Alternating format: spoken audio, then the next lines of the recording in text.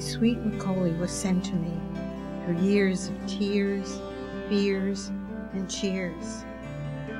Sweet Macaulay held me tight. His nearness is warm and just right.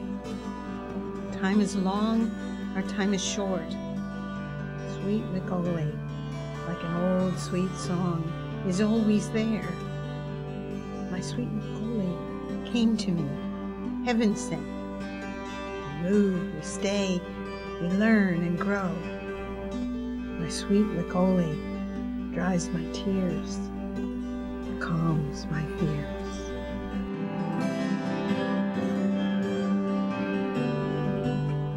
It is my desire to share my experiences and the information I learned as a caregiver to my wonderful husband.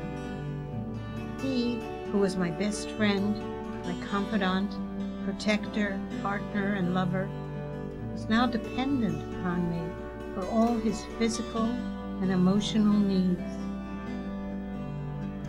There were doctor's visits, lawyers to be seen, and numerous legal matters to take care of. At times, it was overwhelmingly difficult. Our love story began a very long time ago. We were young and in love. Vic was an actor, model, educational psychologist, and an artist who spoke 3 languages. Life moves on in unexpected ways.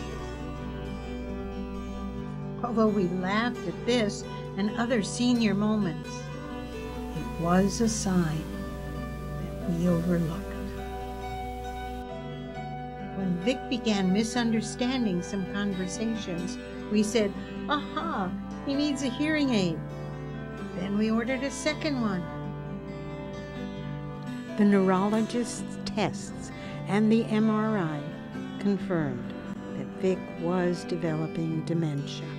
And I became one of the over 15 million Americans who provide unpaid care for their loved ones. Family members supported me. I didn't know that much about it, in terms of how quickly it would all happen. So I kept thinking, well, maybe it's, just old age and slowing, or it would be a very long process where he would slowly forget things. I wasn't quite expecting how quickly it would happen.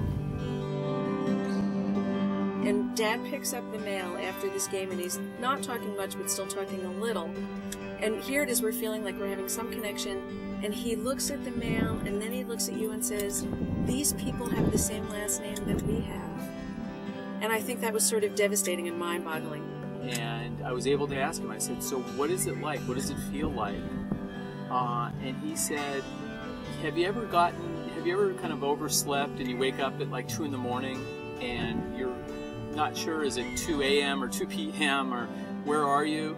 He said it's like that. Within a week or so of that, he was already lost his ability to speak.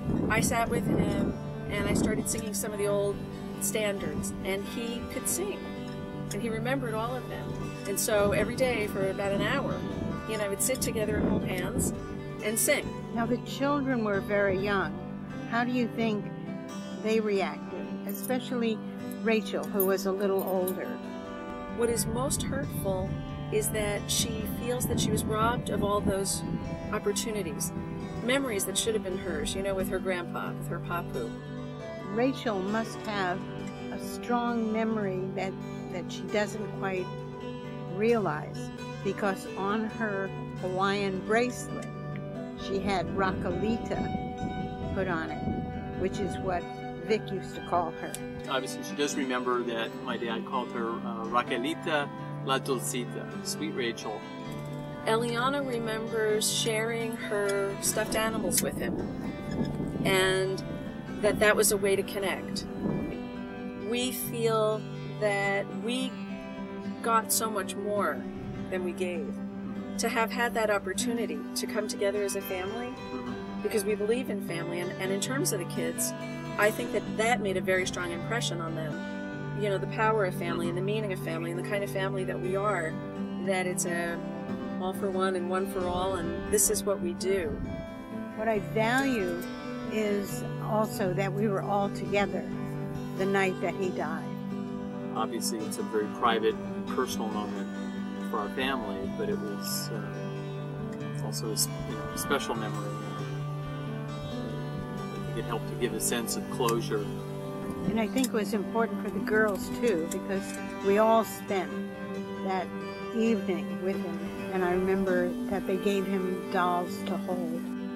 You lose someone by bits and pieces, and when you're a caregiver, your old memories of when they were vibrant get replaced with new memories of how they're sick, right? Or different, or whatever. And I feel like that's a very painful part of it. We came across some videotapes of him doing, like, you know, you guys doing these classes or these interviews. You know, Dad was such a person of dignity, a special person, yeah? Really articulate and thoughtful and kind. He was so communicative and clear and intelligent, and his voice he had such a great voice and speaking tone and what delivery. It was like, wow, I had forgotten. I mean, it was mixed feelings, because on the one hand, it's so cool to see those videos, and then it reminded me of the tremendous loss. We traveled the world together. Our final years were on roads that were rocky and bumpy, but the journey was treasured because of our love. We found the courage to make it through with dignity and strength. To Lynne, my Valentine, my wife, my love, my friend, I shall love you beyond whenever, if ever there is an end. My lovely Valentine, my beautiful wife, my wonderful love, my dearest, dearest, my very best friend.